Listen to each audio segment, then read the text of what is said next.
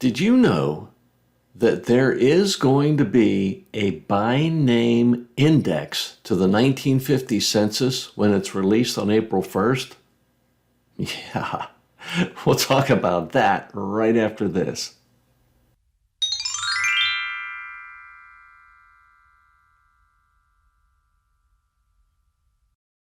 Hello, fellow roadie. Thanks for joining me for this video. It's great to have you back again.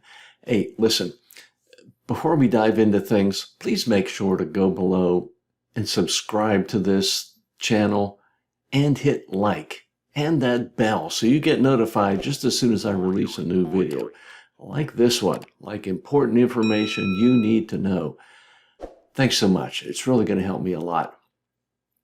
So let's talk about the 1950 census. Boy, as of me recording this video, it's only about 12 or so days away till it's released. And some other YouTube channels that are very, very good, don't get me wrong, some of them are saying the only way to find your ancestors on April 1st is to find the enumeration district number and then go find them that way. Well, yes, that's one way to do it, and yeah, it's pretty reliable.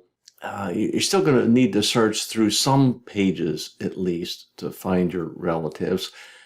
But first, I want you to give something else a try, because you know what? The National Archives is going to have a by name index of the 1950 census. You heard right. They are going to have it. Now, let me give you the details on that. It's being done through artificial intelligence. And Amazon, I don't know, their big computers are being involved in this somehow. But so they're going to have a by name index when it's released. Now, they admit themselves right on their website that it will not be 100% accurate. And yeah, I can see that, because handwriting is a very, very hard thing for computers to recognize. But keep this in mind. You need to try this out first. And even though they said it's not going to be 100% accurate, and you know, I'm thinking they might be lucky if they're 75 or 80% accurate, but they're asking for your help too. They're saying to look at this index, and if they see something that is not right, you can actually help them. They will have on their website a place where you can edit a particular entry to correct it.